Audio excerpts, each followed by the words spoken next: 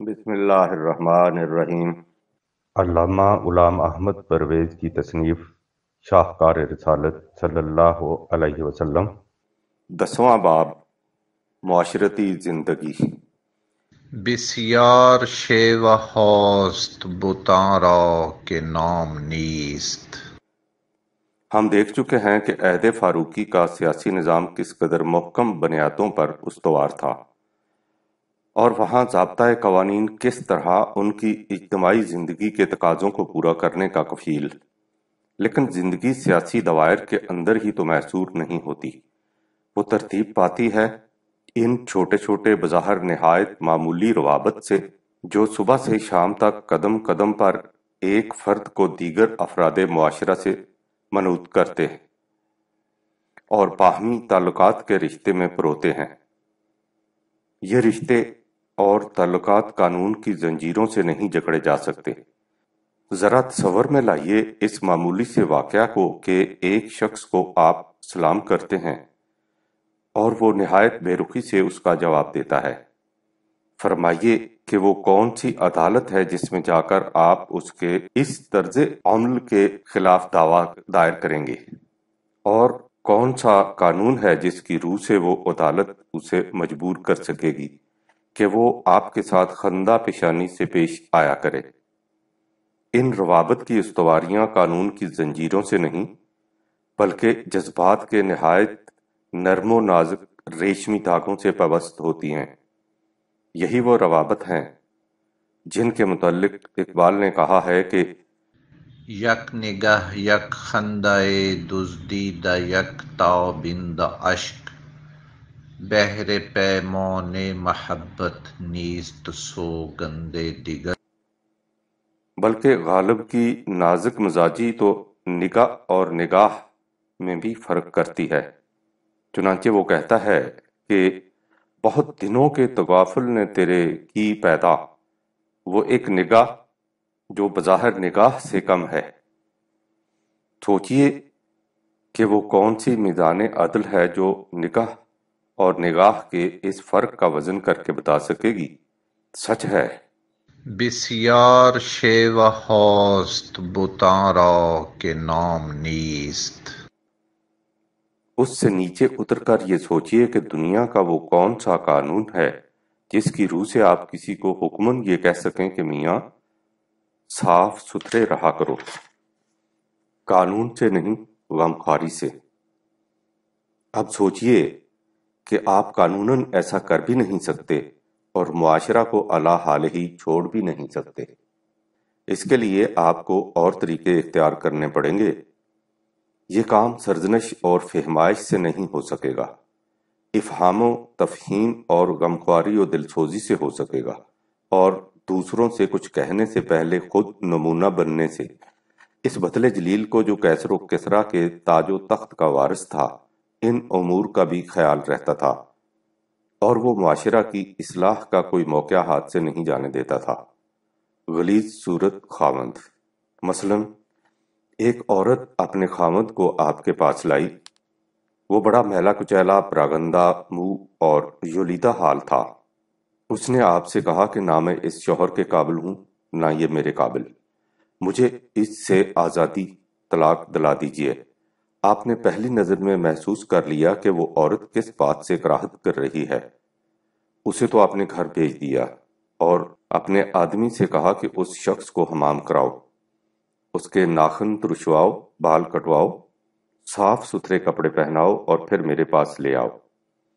وہ جب اس نئی حیات آدم جون میں آیا تو آپ نے اس کی بیوی کو بلا بھیجا۔ اس نے پہلے اپنے شوہر کو دیکھا، پھر آپ کی طرف نگاہ اٹھائی اور ایک خفیف سی ہنسی اس کی آنکھوں میں تیر گئی۔ آپ نے فرمایا کہ جاؤ بسو رسو، اور اس کے شوہر سے کہا کہ یاد رکھو اگر تم نے پھر ایسی صورت بنائی تو تمہیں عمر کا درہ سیدھا کر دے گا۔ بدصورتی اکثر کہا کرتے تھے کہ کبھی صورت اور کمینہ خصلت ذمیم، مردوں سے اپنی عورتوں کی شادیاں نہ کیا کرو۔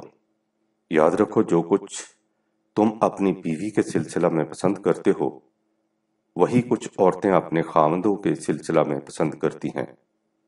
بالغ اولاد لوگوں کو تاکید کیا کرتے تھے کہ جب تمہاری اولاد بالغ ہو جائے تو ان کا نکاح کر دیا کرو، خواہ مخواہ ان کے گناہوں کا بوجھ اپنے اوپر نہ لا دو۔ حسب نسب کا بت عربوں کے ہاں نکاح کے رشتہ کے لیے سب سے پہلے حسب نسب دیکھا جاتا تھا۔ وہ اس باب میں بڑے متشدد واقع ہوئے تھے، لیکن اسلام نسلی امتیاز کے بت کو توڑنے کے لیے آیا تھا۔ اس لیے آپ فرمایا کرتے تھے کہ مرد کا حسب اس کا دین ہے، نسب اس کی عقل اور مردانگی اس کا حسن خلق ہے۔ تصورات کی دنیا میں نہ رہو۔ ایک شخص اپنی بیوی کو طلاق دینا چاہتا تھا۔ آپ نے وجہ پوچھی تو اس نے کہا کہ وہ میرے معیار محبت پر پوری نہیں اترتی۔ آپ نے فرمایا کہ میرے بھائی میاں بیوی کے تعلقات میں تصوراتی معیار تلاش نہیں کیا کرتے، یہ عملی زندگی ہوتی ہے، اس میں رعایت اور رواداری، گیو اینڈ ٹیک کا مسلک اختیار کرنا چاہیے۔ بدترین اور بہترین بیوی ایک دفعہ میاں بیوی کے تعلقات کے سلسلہ میں باتیں کرتے ہوئے فرمایا کہ کفر بدترین شے ہے، اس کے بعد ایک تیز زبان اور بدخلق بیوی سے بدتر شے کوئی نہیں۔ اسی طرح ایمان بہترین شے ہے، اس کے بعد ایک خوش خلق محبت کرنے والی بیوی سے بہتر کوئی شے نہیں۔ بدزنی کا موقع نہ دو۔ ایک دفعہ بازار سے گزر رہے تھے، دیکھا کہ ایک شخص شارع عام پر ایک عورت سے باتیں کر رہا ہے، غصہ آ گیا، گئے اور ایک بید رسید کر دیا۔ اس نے کہا امیر المومنین یہ میری بیوی ہے۔ فرمایا تیری بیوی ہے تو سرے بازار اس سے باتیں کیوں کر رہا ہے، خواہ مخواہ مسلمانوں کو غیبت کرنے پر مجبور کرتا ہے۔ اس نے کہا امیر المومنین ہم نووارد ہیں، ابھی ابھی شہر میں داخل ہوئے ہیں، باہم مشورہ کر رہے ہیں کہ ہم کہاں ٹھہریں۔ یہ بات بہرحال اسی جگہ کھڑے ہو کر کی جا سکتی تھی۔ درہ اللہ کا ہے۔ یہ سن کر آپ کو اپنی غلطی کا احساس ہوا، وہی بید اس کے ہاتھ میں دیا کہ اے بندہ خدا اپنا بدلہ لے لے۔ اس نے معذرت کرتے ہوئے کہا کہ امیر المومنین یہ بید درہ آپ کا ہے، آپ ہی اپنے ہاتھ میں رکھیے۔ اس کے جواب میں فرمایا کہ سنو میرے بھائی، یہ درہ نہ میرا ہے نہ تمہارا، یہ اللہ کا درہ ہے، اسے اللہ کی راہ میں اٹھنا چاہیے۔ اس نے کہا کہ یہ درست ہے کہ درہ اللہ کا ہے، لیکن اللہ نے اسے آپ ہی کو دیا ہے، آپ کو مبارک ہو۔ اللہ اکبر! کیسا تھا وہ معاشرہ جس میں عام لوگ بھی اس قسم کی باتیں کیا کرتے تھے۔ تبرج جاہلیہ ایک عورت کو دیکھا کہ بناؤ سنگھار کیے تبرج جاہلیہ کا انداز لیے بازار میں پھر رہی ہے۔ آپ نے دریافت کیا تو معلوم ہوا کہ اس کے خاوند نے اسے اس کی اجازت دے رکھی ہے۔ آپ نے فرمایا کہ اس باب میں اس کی اجازت کچھ معنی نہیں رکھتی، بناؤ سنگھار کی ممانعت نہیں، لیکن اس کا اظہار اپنے باپ بھائی وغیرہ محرموں تک محدود رہنا چاہیے۔ تبرج جاہلیہ کی اجازت قرآن نہیں دیتا۔ داڑھی سلیقہ سے رکھو۔ دوسری طرف آپ نے ایک آدمی کو دیکھا کہ اس نے بے ہنگم طریق سے اپنی داڑھی بڑھا رکھی ہے۔ آپ نے اس کی داڑھی پکڑ کر اسے اپنی طرف کھینچا اور کہا کہ اس بدحیثی کے کیا مانی۔ پھر آپ نے کینچی منگائی اور اس کی وضاحت درست کی۔ اس کے بعد فرمایا بعض لوگ اپنے آپ کو اس طرح چھوڑ دیتے ہیں گویا وہ درندوں میں سے ایک درندہ ہے۔ اس سلسلہ میں اس قسم کے ارشادات نبوی بھی ہمارے سامنے آتے ہیں۔ ایک روایت میں ہے کہ حضور صلی اللہ علیہ وسلم نے فرمایا کہ جب اللہ نے تمہیں خوشحال کیا ہے تو ضروری ہے کہ اس کی نعمت اور سرفرازی کا اظہار تمہاری وضاحت اور رہن سہن سے ہو۔ اسی ارشاد گرامی کی وضاحت میں دوسری جگہ آپ نے فرمایا کہ اللہ تعالیٰ اسے پسند کرتا ہے جو نعمت اس نے اپنے کسی بندے کو عطا کی ہے اس کے نشانات و علامات اس بندے میں دیکھے۔ زاہد مرتاز ایک دفعہ حضرت عمر رضی اللہ تعالی عنہ نے ایک زاہد مرتاز کو دیکھا جس نے دنیا کی ہر نعمت کو اپنے اوپر حرام قرار دے رکھا تھا۔ اسے ایک ہنٹر رسید کیا اور فرمایا خدا تجھے غارت کرے، ہمارے دین کا گلا کیوں گھونٹتا ہے، سخت پوش رہو۔ اچھے کھانے اور اچھے پہننے کی تاکید کے ساتھ ساتھ یہ بھی ارشاد تھا کہ سخت پوش بنو اور اجمیوں کی طرح ناز و انداز نہ کرو، اپنے آپ کو اجمیوں کے لباس سے بچاؤ، زیب و زینت کے لباس عورتوں کے لیے رہنے دو، اپنی حیت عورتوں جیسی کبھی نہ بناؤ۔ کم مال اور کثرت عیال۔ آپ سے دریافت کیا گیا کہ دنیا میں سب سے بڑی مصیبت کون سی ہے؟ فرمایا کم مال اور کثرت عیال سب سے بڑی مصیبت ہے۔ جوانی میں احتیاط۔ آپ جوانوں سے اکثر کہا کرتے تھے کہ جوانی کے زمانے میں ہر ایسی بات سے بچو جو تمہاری بدنامی کا باعث ہو، تاکہ اگر تم بعد میں بڑے آدمی بن جاؤ تو تمہارا ماضی تمہارے لیے وجہ ندامت نہ ہو۔ بچوں کی تربیت۔ آپ نے اہل شام کو لکھا، اپنے بچوں کو کتابت، تیراکی، تیر اندازی اور شہسواری سکھاؤ۔ انہیں حکم دو کہ وہ گھوڑوں پر کود کر چڑھا کریں، نیز انہیں مشہور امثال اور اچھے اشعار یاد کراؤ۔ شعر سے دلچسپی۔ خود اپنے بیٹے عبد الرحمن سے فرمایا کہ بیٹا اچھے اچھے شعر یاد کیا کرو تاکہ تمہارے ادب میں اضافہ ہو۔ جسے اچھے شعر یاد نہ ہوں وہ کبھی ادیب نہیں بن سکتا۔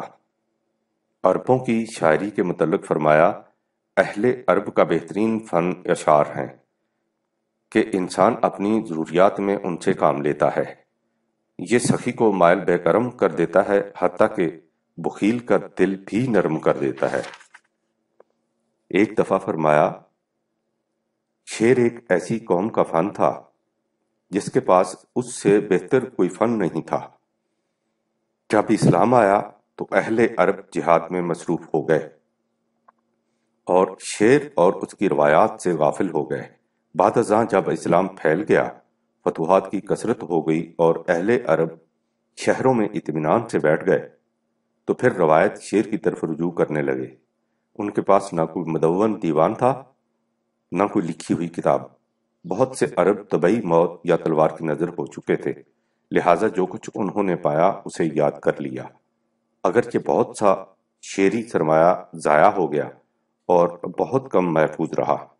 یہ تو بالتحقیق نہیں کہا جا سکتا کہ آپ خود بھی شعر کہتے تھے یا نہیں، لیکن تاریخی واقعات اس کی شہادت دیتے ہیں کہ آپ کو اس قدر شعر یاد تھے کہ جو اہم بات بھی آپ کے سامنے آتی اس کے متعلق آپ حسب حال شعر سنا دیا کرتے، اور شعر کا ذوق اتنا بلند اور مذاق ایسا سلیم تھا کہ بڑے بڑے شعراء کا کلام آپ کے سامنے محاکمہ کے لیے پیش کیا جاتا اور آپ اس سلسلہ میں ایسے لطیف نکات بیان فرماتے کہ اہل مجلس اش اش کر اٹھتے۔ کتب محاصرات و ادب آپ سے متعلق اس قسم کی داستانوں سے بھری پڑی ہیں۔ ہم سمجھتے ہیں کہ یہ پڑھتے وقت آپ کے دل میں وہ خیالات ضرور ابھر رہے ہوں گے، ایک یہ کہ قرآن کریم نے شعراء کی مذمت کی ہے، اور دوسرے یہ کہ جیسا کہ سابقہ باب میں ہمارے سامنے آ چکا ہے، حضرت عمر رضی اللہ تعالی عنہ نے نعمان بن عدی کے شعر سنے تو انہیں یہ کہہ کر گورنری کے عہدے سے معزول کر دیا تھا کہ تم شاعر تو اچھے ہو لیکن گورنری کے اہل نہیں ہو سکتے۔ ان حالات کے پیش نظر آپ کے ذوق شعری کے متعلق کیا کہا جائے گا؟ قرآن اور شاعری۔ پہلے اعتراض کے متعلق یہ سمجھ لینا چاہیے کہ قرآن کریم نے جہاں شاعری کی مخالفت کی ہے تو اس سے یہ مراد نہیں کہ اگر ایک بات نثر میں بیان کر دی جائے تو وہ قرآن کے نزدیک مستحسن یا کم از کم قابل قبول ہوگی، اور اگر اسی بات کو موزوں الفاظ یعنی اشعار میں بیان کر دیا جائے تو وہ اس کی روح سے مذموم و مردود قرار پا جائے گی۔ یہ صحیح نہیں۔ قرآن اسلوب بیان سے بحث نہیں کرتا، مقصود بیان سے بحث کرتا ہے۔ قرآن کے نزدیک شاعری ایک ذہنیت یا نفسیاتی کیفیت کا نام ہے جو اس ذہنیت کے خلاف ہے جسے قرآن پیدا کرنا یا ابھارنا چاہتا ہے۔ قرآن کریم زندگی کا ایک متعین مقصد بتاتا ہے اور انسان کے سامنے ایک واضح نصب العین رکھتا ہے۔ وہ اس نصب العین کو بدلائل و براہین پیش کرتا اور پھر اس راستے کی طرف رہنمائی کرتا ہے جو کاروان انسانیت کو سیدھا اس منزل تک لے جائے۔ اس کے برعکس شاعری انسانی جذبات سے کھیلتی ہے۔ اس کے سامنے نہ زندگی کا کوئی متعین مقصد ہوتا ہے، نہ انسانی تگوتاز کا کوئی واضح نصب العین۔ اس کی کشتی جذباتی طوفان کی موجوں کے رحم و کرم پر ہوتی ہے کہ جس جگہ پر جا لگی وہی کنارہ ہو گیا۔ اس حقیقت کو قرآن کریم نے ان آیات جلیلہ میں نہایت حسین اور بلیغ انداز میں بیان کیا ہے، جن میں شعراء کی مذمت کی گئی ہے۔ وہ کہتا ہے کہ وَالشُّعَرَاءَ يَتَّبِعُهُمُ الْغَاوُونَ، شاعروں کے پیچھے لگنے والے وہ فریب خوردہ لوگ ہوتے ہیں جو جذبات کی رو میں بہے چلے جاتے ہیں اور کبھی حقائق کا سامنا نہیں کرتے۔ تعداد کے لحاظ سے دیکھو تو ٹڈی دل کی طرح بے شمار، لیکن نتیجہ کے اعتبار سے دیکھو تو تخریب ہی تخریب۔ أَلَمْ تَرَ أَنَّهُمْ فِي كُلِّ وَادٍ يَهِيمُونَ۔ باقی رہے خود شاعر تو ان کی حالت اس اونٹ کی سی ہوتی ہے جو جھوٹی پیاس کی بیماری میں مبتلا ہو اور اس کی وجہ سے مختلف وادیوں اور بیابانوں میں مارا مارا پھرتا رہے اور اس کی پیاس کہیں بجھنے نہ پائے۔ ساری عمر جذبات کی رو میں بہے چلے جانے والا اور جذبات بھی جھوٹے اور بناوٹی۔ وَأَنَّهُمْ يَقُولُونَ مَا لَا يَفْعَلُونَ، اور سب سے بڑی بات یہ کہ ان کی اپنی زندگی اس کے مطابق نہیں ہوتی جو وہ کہتے ہیں، ان کے قال اور حال، قول اور عمل میں تطابق نہیں ہوتا۔ إِلَّا الَّذِينَ آمَنُوا وَعَمِلُوا الصَّالِحَاتِ وَذَكَرُوا اللَّهَ كَثِيرًا وَانتَصَرُوا مِن بَعْدِ مَا ظُلِمُوا وَسَيَعْلَمُ الَّذِينَ ظَلَمُوا أَيَّ مُنقَلَبٍ يَنقَلِبُونَ۔ 26/224 227۔ ان کے برعکس وہی پر ایمان لانے والے ہیں جو ایک متعین نصب العین پر یقین رکھتے اور زندگی کے صلاحیت بخش پروگرام پر عمل پیرا رہتے ہیں۔ وہ زندگی کے ہر گوشے میں قانون خداوندی کو اپنے سامنے رکھتے ہیں۔ جب کوئی ان پر ظلم و زیادتی کرتا ہے تو وہ شاعروں کی طرح اس کی ہجو لکھ کر اپنا کلیجہ ٹھنڈا نہیں کر لیتے، بلکہ اس سے زیادتی کا بدلہ لیتے ہیں اور ایک ایسا نظام قائم کرتے ہیں جس میں ظلم اور زیادتی کرنے والے بدلگام نہ پھرتے رہیں کہ جو ان کے جی میں آئے کرتے رہیں، انہیں کوئی روکنے ٹوکنے والا ہی نہ ہو۔ اس نظام میں ایسے لوگوں کو صاف نظر آتا ہے کہ انہیں ان کی غلط روش سے لوٹا کر کس مقام پر لایا جائے گا اور ان کا ٹھکانہ کون سا ہوگا۔ یہ وجہ ہے جو اس نے کہا ہے کہ شاعری ایک داعیے انقلاب رسول صلی اللہ علیہ وسلم کے شایان شان نہیں۔ 36/69۔ دوسری وجہ یہ ہے کہ دیگر اقوام عالم مثلاً اہل یونان وغیرہ کی طرح عربوں کا بھی یہ عقیدہ تھا کہ کاہنوں اور نجومیوں کی طرح شاعروں کو بھی الہام ہوتا ہے، ہاتف یا سروش ان کی طرف غیب سے پیغامات لاتا ہے۔ قرآن کریم نے اس تصور اور عقیدہ کی شدت کے ساتھ تردید کی۔ اس نے کہا کہ انسانی علم کا ذریعہ اس کی اپنی قوت فکر سے ہے جو مطالعہ، مشاہدہ، تجربہ سے جلا پاتی ہے۔ اس میں غیب کا کوئی دخل نہیں ہوتا۔ اس کلیہ میں استثناء صرف وحی کی ہوتی ہے جو مخصوص ہے نبوت کے ساتھ۔ نبی کے علاوہ اور کسی کو کوئی علم غیب سے نہیں ملتا۔ کشف، الہام وغیرہ کے سب دعوی باطل ہیں۔ بنابراین قرآن کریم نے کاہنوں، نجومیوں، شاعروں یعنی غیب سے علم حاصل کرنے کے مدعیوں کو للکار کر کہا کہ تمہارا دعویٰ باطل ہے۔ تفصیل کے لیے دیکھیے لغات القرآن عنوان شین عین رے، نیز اسی کتاب کا آخری باب۔ شعر اور نبی اکرم صلی اللہ علیہ وآلہ وسلم۔ یہ ہے شاعری کی وہ ذہنیت اور ادعائیت جس کی قرآن نے تردید کی ہے، ورنہ جہاں تک موضوع انداز بیان کا تعلق ہے اس کی مذمت کسی نے نہیں کی۔ حضرت حسان بن ثابت خود رسول اللہ صلی اللہ علیہ وسلم کے حضور شعر پڑھا کرتے تھے، بلکہ بعض اوقات حضور خود ان سے شعر خوانی کی فرمائش کیا کرتے تھے۔ حضور کا ذوق شعر و ادب بڑا بلند تھا۔ فرق یہ تھا کہ جہاں کوئی شاعر یا شعر انسان کو غلط راستے کی طرف لے جاتا، اسے ٹوک اور روک دیا جاتا تھا۔ امرال قیس عرب کا نامور شاعر تھا۔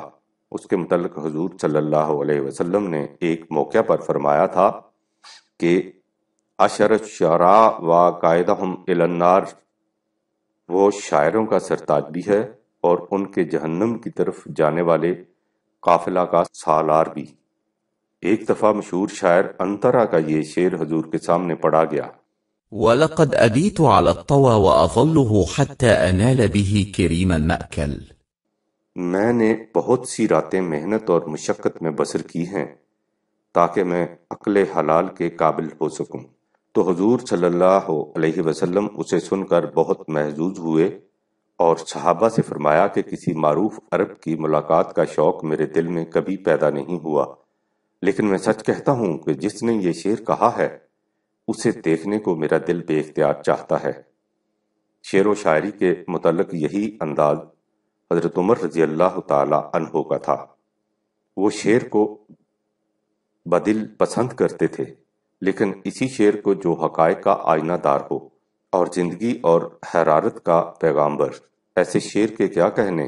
اقبال کے الفاظ میں، وہ شعر کے پیام حیات ابدی ہے، یا نغمہ جبریل ہے یا بانگ اسرافیل۔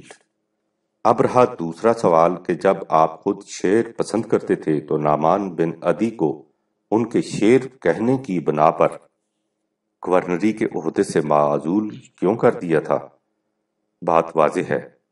شاعر کی کیفیت یہ ہوتی ہے کہ جب اس کی ملاقات ہاتف سے ہو جائے تو وہ دنیا و ما فیہا سے بے خبر ہو جاتا ہے۔ وہ جذبات نگاری اور نکات آفرینی میں اس قدر جذب اور محو ہو جاتا ہے کہ دنیائے ممکنات کا اسے کچھ ہوش نہیں رہتا۔ اس کی کیفیت یہ ہوتی ہے کہ افکار میں سرمست، نہ خوابیدہ نہ بیدار۔ آپ سوچئے کہ ایسا شخص گورنری جیسے اہم منصب کی ذمہ داریوں کو کیسے پورا کر سکتا ہے؟ آپ اپنے ہاں کے نامور شعراء کے حالات زندگی پڑھیے۔ اگر ان کا کہیں سے وظیفہ نہیں بند گیا تو ان کی اور ان کی ہرمہ نصیب بیوی بچوں کی ساری عمر فاقے کاٹتے گزر جاتی ہے۔ سو جو لوگ اپنی معاش تک کا انتظام نہیں کر سکتے، وہ ایک ملک کا نظام کیسے سنبھال سکتے ہیں؟ حضرت عمر رضی اللہ تعالی عنہ شاعری نہیں کرتے تھے، شعر سمجھتے اور اس سے کیف اندوز ہوتے تھے۔ موسیقی کا ذوق۔ شعر ہی نہیں، آپ موسیقی سے بھی لطف اندوز ہوتے تھے۔ عربوں کی موسیقی زیادہ تر حدی خوانی اور رجز نوائی تک محدود تھی۔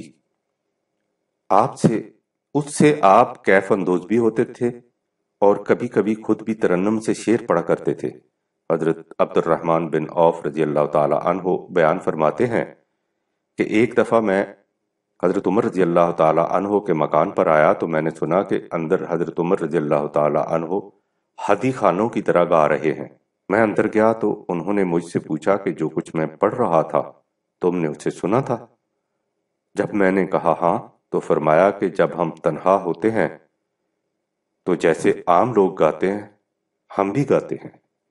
تنہائی ہی میں نہیں بلکہ جلوت میں بھی ایک دفعہ آپ کسی قافلے کے ساتھ جا رہے تھے تو ایک شعر اس ترنم کے ساتھ پڑھا کہ لوگ سننے کے لیے گرد جمع ہو گئے۔ آپ نے یہ دیکھا تو جھٹ سے قرآن پڑھنا شروع کر دیا۔ اس پر لوگ منتشر ہو گئے۔ پھر وہی شعر گایا تو لوگ جمع ہو گئے، اور جب آپ نے پھر قرآن پڑھنا شروع کر دیا تو وہ منتشر ہو گئے۔ ہنس کر فرمایا کہ ان شیطانوں کی ذریت کو دیکھو، گانا گاتا ہوں تو لپک کر آ جاتے ہیں اور قرآن پڑھتا ہوں تو بھاگ جاتے ہیں۔ ایک قافلہ کے ساتھ جس میں حضرت عمر رضی اللہ تعالی عنہ، حضرت عثمان رضی اللہ تعالی عنہ اور حضرت ابن عباس رضی اللہ تعالی عنہ بھی تھے، چرواہوں کی ایک ٹولی آ ملی۔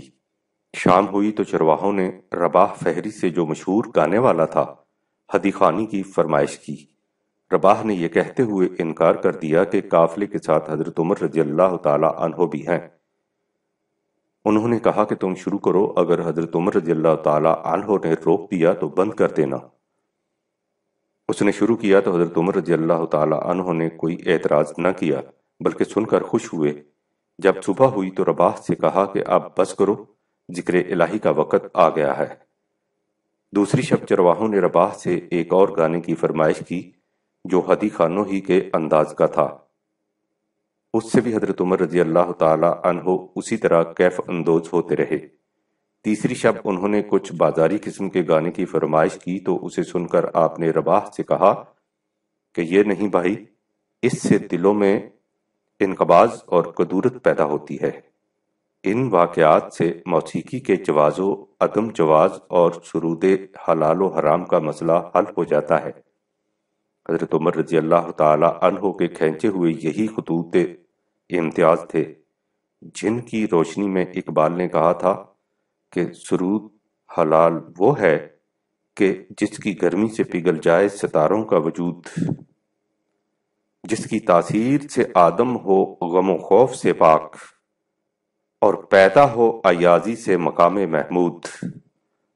اس کے برعکس اگر نوا میں ہے پوشیدہ موت کا پیغام، حرام میری نگاہوں میں نائے و چنگ و رباب، حسین مجسمے۔ یہ ہم چھٹے باب فتح مدائن کے سلسلہ میں دیکھ چکے ہیں کہ جب مدائن کی فتح کے بعد اسلامی لشکر کسریٰ کے قصر ایبز میں داخل ہوا تو اس میں یہاں وہاں مجسموں کے حسین و جمیل شاہکار نصب تھے۔ حضرت سعد بن ابی وقاص رضی اللہ تعالی عنہ نے انہیں نہایت احتیاط سے محفوظ رکھا اور بارگاہ خلافت نے ان کے اس فیصلے کی تصویب فرمائی۔ حقیقت یہ ہے کہ فنون لطیفہ انسانی زندگی کے نرم و نازک غیر مرئی گوشوں کے محسوس مظاہر ہوتے ہیں، اس لیے اسلام جیسے مبنی بر حقیقت انسانیت ساز دین میں جس کا مقصد انسانی ذات کی صلاحیتوں اور ذوق کی برومندی ہے، ان کی ممانعت کیسے ہو سکتی ہے؟ یہ انسان کی تحسین جمالیات کی صلاحیتوں کو بیدار کرنے اور انہیں نشو و نما دینے کے ذرائع ہیں۔ اگر یہ اس مقصد کو پورا کرتے ہیں تو حلال ہیں اور اگر اس کے خلاف جاتے ہیں تو حرام ہیں۔ اس امتیازی خط کے لیے بھی ہمیں پھر حکیم الامت ہی کی طرف رجوع کرنا پڑتا ہے جنہوں نے کہا ہے کہ اے اہل نظر ذوق نظر خوب ہے لیکن جو شے کی حقیقت کو نہ دیکھے وہ نظر کیا، بے معجزہ دنیا میں ابھرتی نہیں قومیں، جو ضرب کلیمی نہیں رکھتا وہ ہنر کیا۔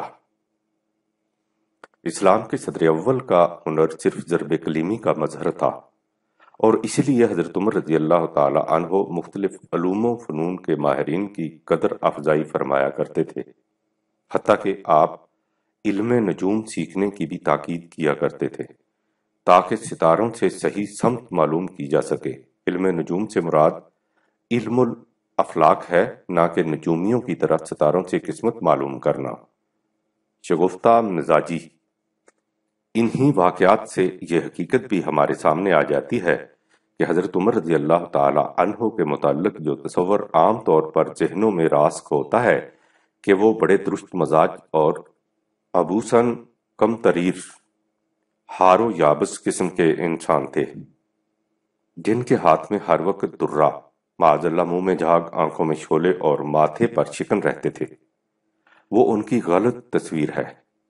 وہ نہایت لطیف حسیات کے حامل تھے، بلند ترین ذوق جمالیات کے پیکر۔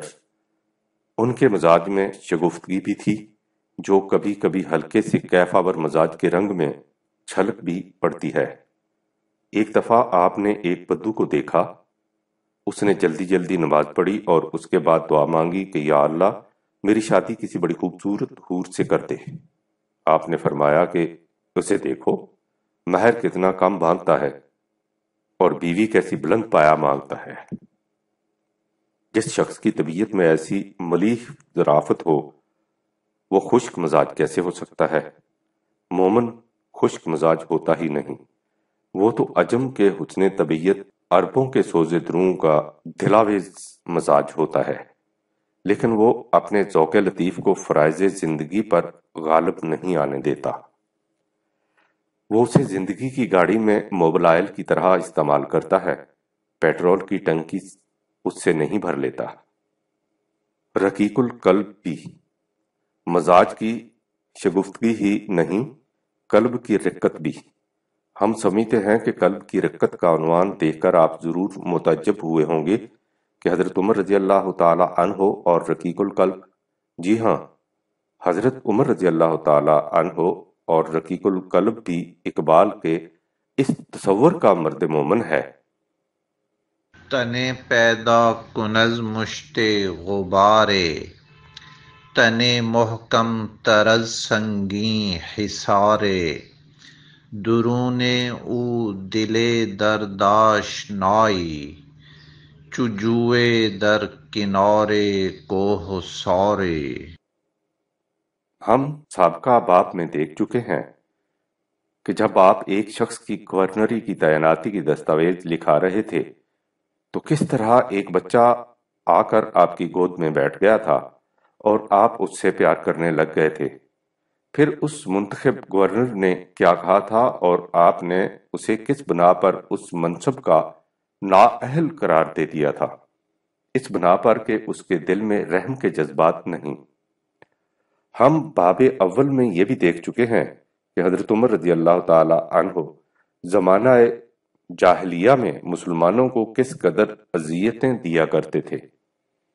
جب ان کی ان اذیتوں سے تنگ آ کر ان میں عبداللہ بن خطمہ نے مکہ چھوڑ کر حبش کی طرف ہجرت کر جانے کا فیصلہ کیا تو حضرت عمر رضی اللہ تعالی عنہ ان کے پاس آئے اور کہنے لگے کہ ام عبداللہ، کیا سچ مچ جا رہی ہو؟ اس نے کہا، ہاں جا رہی ہوں، تم رہو اس دیس میں، ہم سے رہا نہ جائے۔ یہ سن کر عمر رضی اللہ تعالی عنہ پر عجیب کیفیت طاری ہوئی، منہ سے بس اتنا کہہ سکے کہ جاؤ خدا حافظ، زبان سے یہ کہا اور آنکھوں سے آنسو ٹپک پڑے۔ عمر رضی اللہ تعالی عنہ کی اس کیفیت کو دیکھ کر ام عبداللہ نے کہا تھا کہ مجھے امید ہے عمر اسلام لے آئے گا۔ کیسی یرف بین نگاہیں تھیں اس دور کی خواتین کی حریم کعبہ میں۔ اسی باب میں ہم یہ بھی دیکھ چکے ہیں کہ جب عمر ابن خطاب نے رات کے سناٹے میں غلاف کعبہ کے پیچھے چھپ کر نبی اکرم صلی اللہ علیہ وسلم کو قرآن پڑھتے سنا تو آپ عمر رضی اللہ تعالی عنہ کے قلب پر کس طرح رقت طاری ہوئی اور آنکھوں سے کس طرح آنسو ٹپ ٹپ کر کے گرنے لگے۔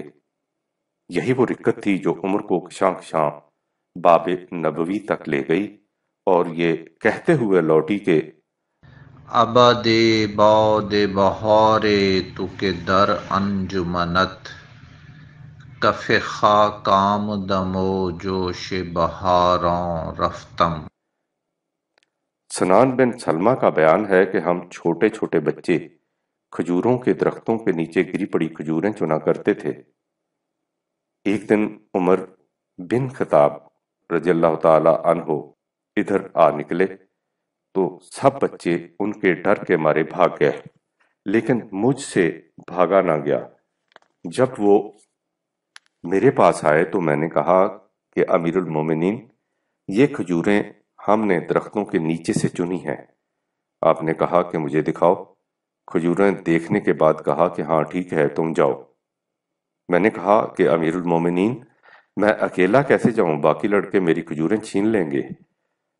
آپ نے یہ بات سنی تو مجھے گھر تک چھوڑ آئے۔ انسان تو ایک طرف، وہ تو حیوانات کی تکلیف بھی نہیں دیکھ سکتے تھے۔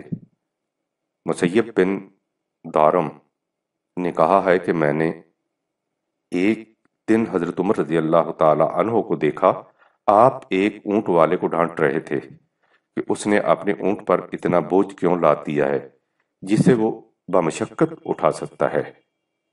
اور قرآن کریم کی آیات سن کر تو وہ ہچکیاں لے لے کر رونے لگ جاتے تھے۔ حضرت ابن عمر رضی اللہ تعالی عنہ کا بیان ہے کہ ایک دن میں نے آپ کے پیچھے نماز پڑھی تو 3 صفوں کے پیچھے سے آپ کے رونے کی آواز سنائی دے رہی تھی، اور آپ کے خادم اسلم رضی اللہ تعالی عنہ کی یہ روایت تو ہماری نظروں سے گزر چکی ہے کہ جب کسی نے پوچھا کہ حضرت عمر رضی اللہ تعالی عنہ کو سخت غصہ آتا ہے تو تم کیا کرتے ہو؟ تو اس نے کہا تھا کہ ہم اس وقت قرآن کریم کی کوئی مناسب آیت پڑھ دیتے ہیں، آپ کا غصہ فوراً فرو ہو جاتا ہے۔ عدل و رحم کے تقاضے۔ اب ایک اور نازک مقام آتا ہے۔ ایک سربراہ مملکت یا ایسے کسی اور ذمہ دار شخص کے لیے نہایت مشکل ہوتا ہے کہ وہ عدل و انصاف کی ذمہ داریوں کے ساتھ ہمدردی اور رحم کے جذبات کو بھی نبھائے۔ ایسے مقامات سے جن میں عدل کا تقاضا کچھ اور ہو اور رحم کا تقاضا کچھ اور، صحیح و سلامت گزر جانا بڑی صاحب عزم و ہمت کا کام ہوتا ہے۔ ان متضاد جذبات کے تصادم اور تصادم میں اپنی ذمہ داریوں کو نظر انداز نہ ہونے دینے کی بے نظیر مثالیں اسوہ نبی اکرم صلی اللہ علیہ وسلم میں جھلمل کرتی سامنے آتی اور وجہ تابانی فکر و بصیرت بنتی ہیں۔ ایک اور واقعہ سنیے اور کلیجہ تھام کر رہ جائیے۔ یہودی کی لڑکی کا واقعہ۔ آپ نے ایک قتل کے مجرم یہودی کو موت کی سزا کا حکم سنایا۔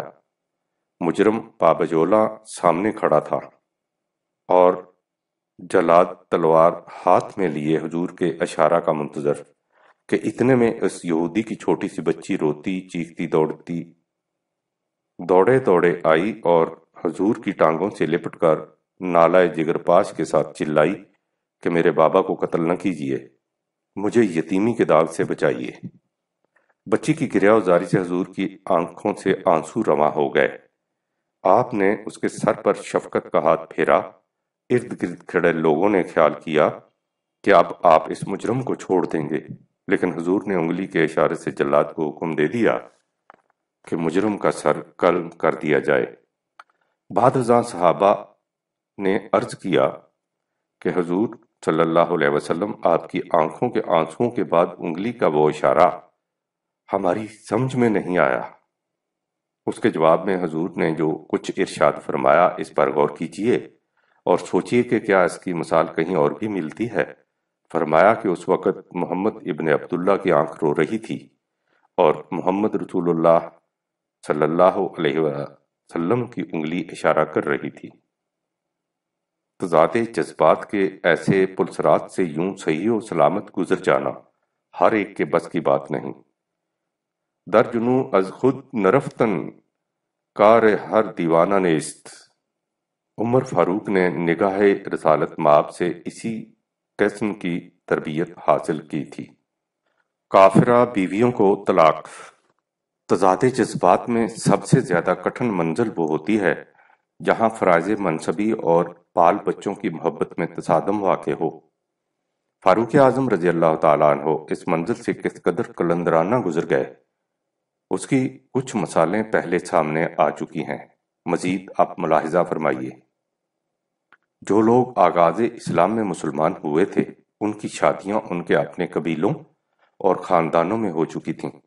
اکثر ایسا ہوا کہ خاوند مسلمان ہو گیا اور بیوی نے اسلام قبول نہ کیا، یا بیوی مسلمان ہو گئی اور خاوند مشرک رہا۔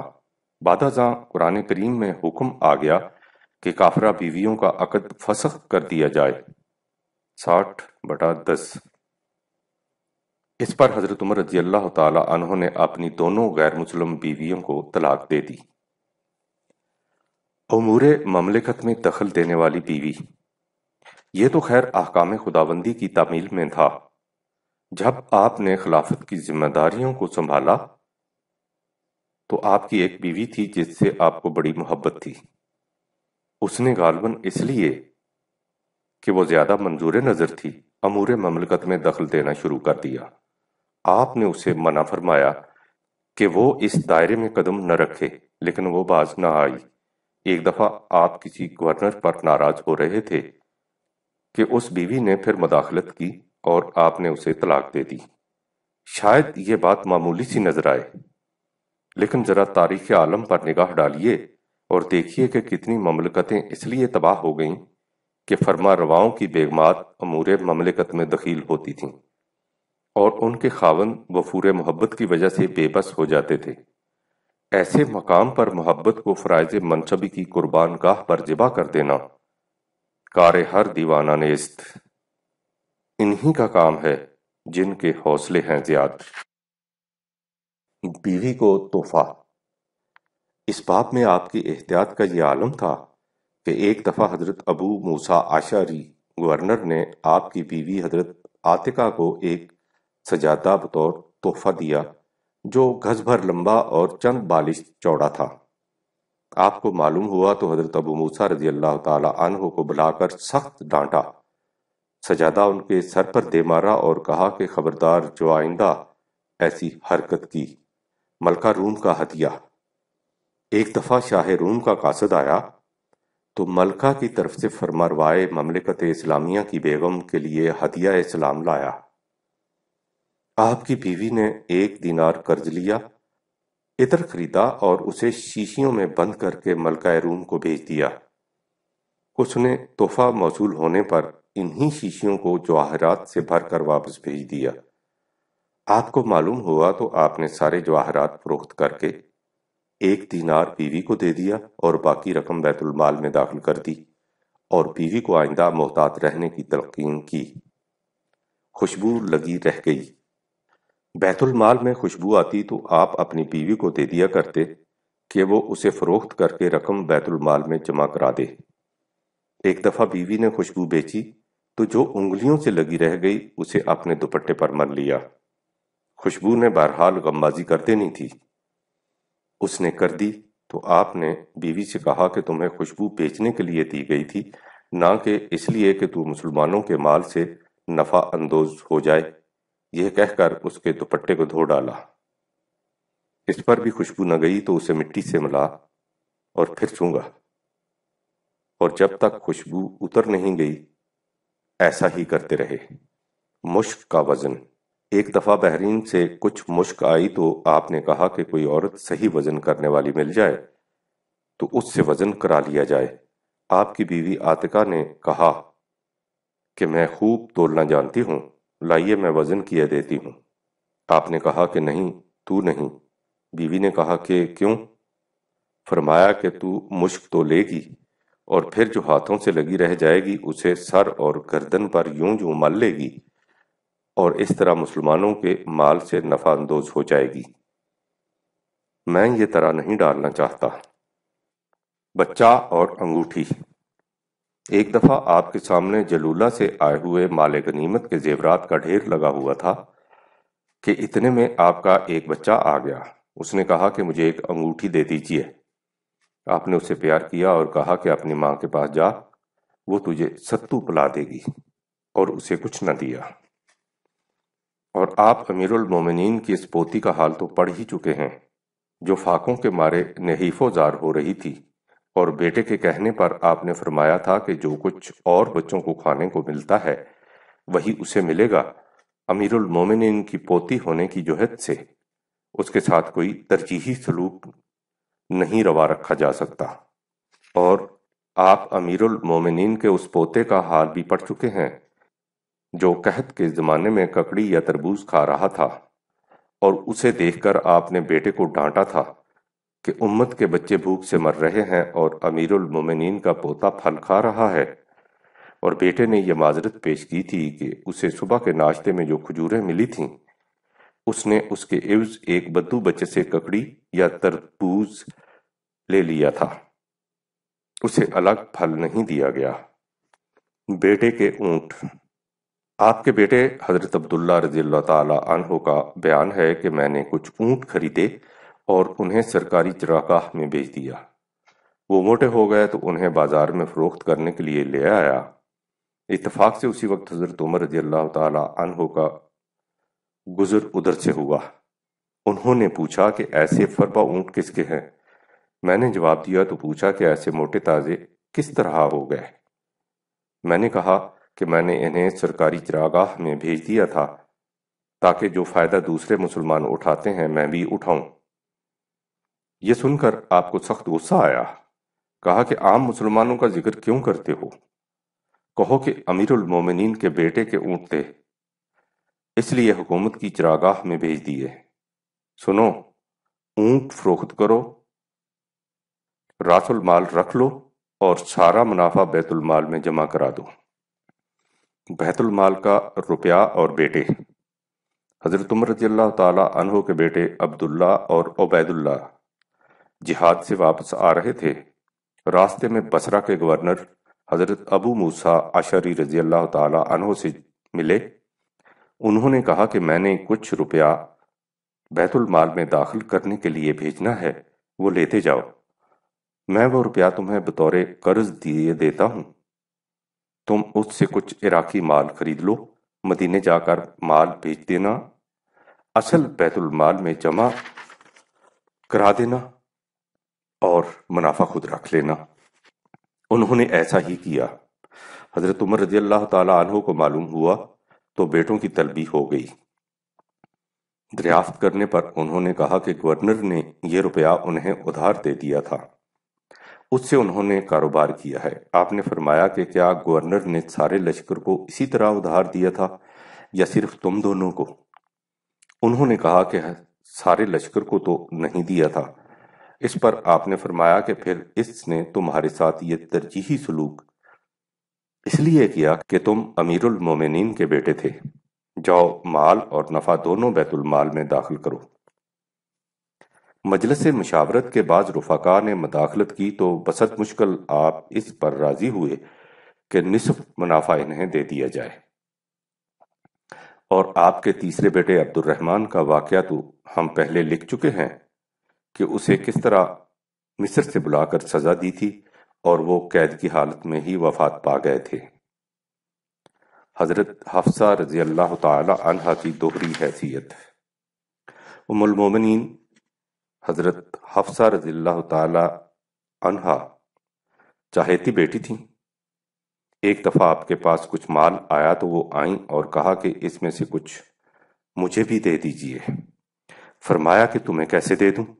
انہوں نے کہا کہ قرآن کریم میں اقربا کے ساتھ حسن سلوک کا حکم آیا ہے اور میں آپ کے اقربا میں سے ہوں۔ یہ سن کر آپ مسکرائے اور کہا کہ بیٹی، باپ کو دھوکہ دیتی ہو، اور وہ حکم ذاتی مال کے لیے ہے اور یہ مال میرا ذاتی نہیں، مسلمانوں کا ہے، اس لیے اس پر قرآن کے اس حکم کا اطلاق نہیں ہوتا، جاؤ بھاگ جاؤ۔ آپ کا معمول تھا کہ کوئی پھل یا کھانے پینے کی کوئی اور اچھی چیزیں آتی تو انہیں حصہ رسدی امہات المومنین یعنی نبی اکرم صلی اللہ علیہ وسلم کی ازواج مطہرات کو تحفۃً بھیجتے۔ حضرت حفصہ رضی اللہ تعالی عنہا ام المومنین بھی تھیں، لیکن ان کے ساتھ حضرت عمر رضی اللہ تعالی عنہ کی بیٹی بھی۔ آپ امہات الامہ کے حصے کا لگاتے وقت حضرت حفصہ کا حصہ سب سے آخر میں لگاتے کہ اگر مقدار میں کمی رہ جائے تو وہ آپ حضرت حفصہ رضی اللہ تعالی عنہا کے حصہ میں ہو۔ ہم آگے چل کر معاشیات سے متعلق باب میں دیکھیں گے کہ آپ نے لوگوں کے وظائف مقرر کرتے وقت حضرت اسامہ بن زید رضی اللہ تعالی عنہ کو 4000 سالانہ دیے تو آپ کے بیٹے حضرت عبداللہ رضی اللہ تعالی عنہ نے کہا کہ آپ نے مجھے 3000 دیے اور اسامہ کو 4000، حالانکہ جو فضیلت میرے باپ کو حاصل ہے ان کے باپ کو نہیں اور نہ وہ میرے برابر ہیں۔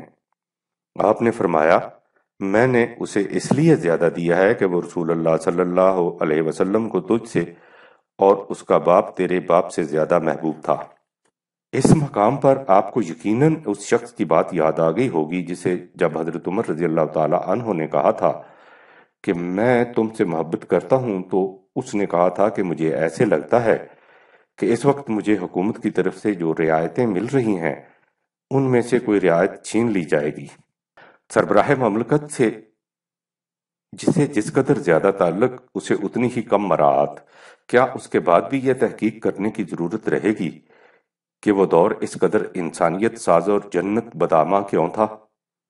امیر المومنین اپنے اور اپنے اہل و عیال کے لیے سرکاری خزانہ سے جو کچھ لیتے تھے اس کا ذکر معاشی نظام کے باب میں آئے گا۔ اس وقت اتنا کہہ دینا کافی ہوگا کہ امیر المومنین کے ہاں عام مسلمانوں کے معیار کے مطابق راشن جاتا تھا، اور خود امیر المومنین کپڑوں کا ایک جوڑا موسم سرما میں اور ایک جوڑا موسم گرما میں لیتے تھے، اس لیے کپڑوں پر 10-10 12-12 پیوند لگے ہوتے تھے۔ جب ان کا اپنا یہ حال تھا تو جو حالت اس کے اہل خانہ کی ہو سکتی ہے ظاہر ہے۔ بیوی کا دوپٹہ۔ حضرت ساریہ رضی اللہ تعالی عنہ کا قاصد آیا تو آپ اسے اپنے ساتھ گھر لے آئے۔ امیر المومنین کا دسترخوان بچھا، کھانا آیا تو وہ خشک روٹی، روغن زیتون اور پسے ہوئے نمک پر مشتمل تھا۔ آپ نے بیوی ام کلثوم رضی اللہ تعالی عنہا کو آواز دی کہ کیا تم کھانے کے لیے نہیں آؤ گی؟ اس نے کہا کہ اگر آپ چاہتے ہیں کہ میں اجنبی مردوں کے سامنے آؤں تو مجھے کوئی کام کا دوپٹہ لے دیجیے، یہ دوپٹہ اوڑھ کر کیسے باہر آؤں؟ آپ نے جواب دیا کہ کیا تمہارے لیے یہ شرف کافی نہیں کہ تم علی کی بیٹی اور عمر کی بیوی ہو؟ وہ تنک کر بولی، بے اعتنائی کی بھی کوئی حد ہونی چاہیے۔ حضرت عمر رضی اللہ تعالی عنہ نے قاصد کی طرف دیکھ کر کہا، آؤ کھانا کھا لو۔ ام کلثوم ناراض نہ ہوتی تو شاید اس سے اچھا کھانا مل جاتا۔ بیت المال کا شہد، لیکن اچھا کھانا مل کہاں سے جاتا؟ اس کے لیے تو کابینہ کی منظوری کی ضرورت تھی۔ ایک دفعہ آپ کی طبیعت ناساز ہو گئی، علاج کے لیے شہد تجویز کیا گیا۔ شہد بیت المال میں تو موجود تھا، لیکن امیر المومنین کے ہاں راشن میں نہیں آتا تھا۔ آپ نے خود شہد نہیں لیا، کابینہ کی میٹنگ بلائی اور اس کی منظوری کے بعد شہد لیا۔ پرانے کپڑوں کی حفاظت، جو سربراہ مملکت خود پیوند لگے کپڑے پہنے اور بیوی سے کہے کہ اسی پرانے دوپٹے سے گزارا کرو، وہی رعایا کو سادگی سکھا سکتا ہے۔ ایک انصاریہ حاضر خدمت ہوئی اور کہا کہ امیر المومنین مجھے نیا لباس دلوا دیجیے۔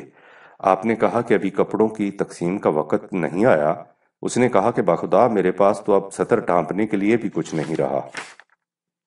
یہ سن کر آپ بیت المال گئے اور ایک سفید چادر لا کر اسے دے دی اور کہا کہ اسے اوڑھ لو، لیکن پرانے کپڑوں کی حفاظت کرو۔ ہانڈی روٹی کے وقت انہیں پہن لیا، باہر نکلتے وقت نئے کپڑے پہن لیے۔ یاد رکھو، جو پرانے کپڑوں کی حفاظت نہیں کرتا اس کے پاس نئے کپڑے بھی نہیں رہتے۔ مسلسل گوشت نہ خریدا کرو، اور جس فرما روا کے کھانے میں روغن زیتون اور پسا ہوا نمک آتا ہے وہی رعایا کے خورد و نوش پر کڑی نگاہ رکھ سکتا ہے۔ معلوم ہوتا ہے کہ کسی زمانے میں مدینے میں گوشت کی کمی واقع ہو گئی تھی۔ آپ مذبح میں تشریف لے جاتے اور جس شخص کو دیکھتے کہ 2 دن متواتر گوشت لینے کے لیے آتا ہے اسے بلاتے اور کہتے کہ تم مسلسل گوشت لے جاتے ہو، تمہیں خیال نہیں آتا کہ اس سے تم اپنے کسی بھائی کو گوشت سے محروم کر دیتے ہو، ناغہ کر کے گوشت لے جایا کرو۔ تقرب خداوندی کا معیار، طرز بودوماند کی طرف سے ہٹ کر پھر آ جائیے حسن اخلاق کی طرف۔ آپ اپنے رفقا کو تاکید کرتے رہتے کہ ہمیشہ یہ دیکھو کہ مخلوق خدا تمہارے متعلق کیا کہتی ہے۔ اس اصول کو یاد رکھو کہ خدا کے ہاں تمہارا وہی مرتبہ ہوگا جو تمہارا مرتبہ مخلوق کی نگاہوں میں ہے۔ دیکھا آپ نے خدا کے مقرب بننے کے معیار۔ غصے کی حالت میں کہا کرتے، کسی شخص کے اخلاق پر بھروسہ نہ کرو جب تک اسے غصے کی حالت میں نہ آزما لو۔ اصلاح خواہش، کہا کرتے انسان کی بھی عجیب حالت ہے، اس کے گدھے، بیل یا اونٹ میں کوئی نقص یا عیب ہو تو اس کی اصلاح کی فوراً فکر کرتا ہے، لیکن اپنے عیوب و نقائص کی اصلاح کی فکر کبھی نہیں کرتا۔ یعنی یہ اپنے آپ کو اپنے جانوروں جتنی بھی اہمیت نہیں دیتا۔ یا للعجب، مدح خواہش، ایک شخص آپ کی تعریف کرنے لگا تو آپ نے فرمایا، کیا تو مجھے اور اپنے آپ دونوں کو ہلاک کرنا چاہتا ہے؟ احترام آدمیت۔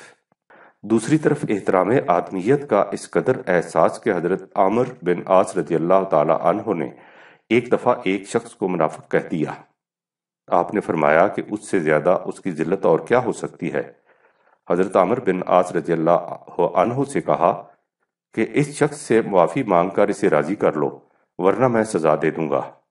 اسی تربیت کا نتیجہ تھا کہ ایک دفعہ حمص کے حاکم حضرت عمیر بن سعد رضی اللہ تعالی عنہ کے منہ سے کسی ذمی کے متعلق یہ الفاظ نکل گئے، اخزک اللہ، خدا تجھے رسوا کرے۔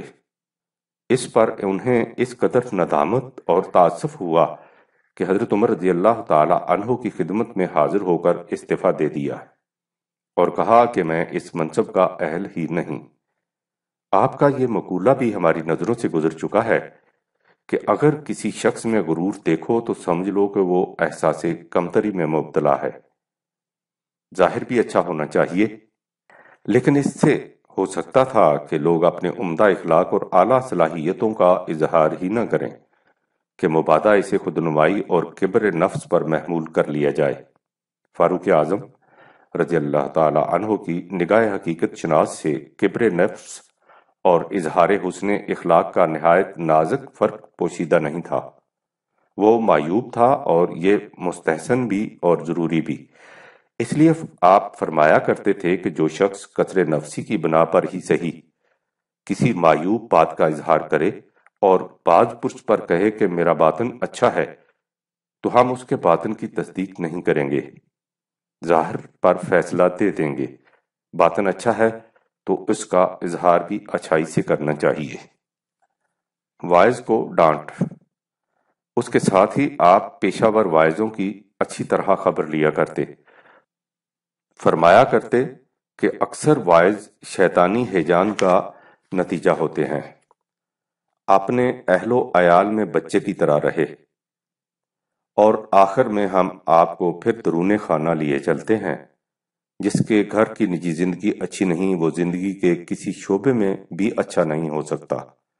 اس سلسلہ میں حضرت فاروق اعظم نے ایک ایسا اصول بیان فرمایا ہے کہ جب نگاہ بصیرت ان 4 لفظوں پر غور کرتی ہے تو پہروں ورطۂ حیرت میں گم رہتی اور بار بار کہتی ہے کہ بار الہ تو نے اس مرد دانا کو کیسی حقیقت رس نگاہ عطا فرمائی تھی۔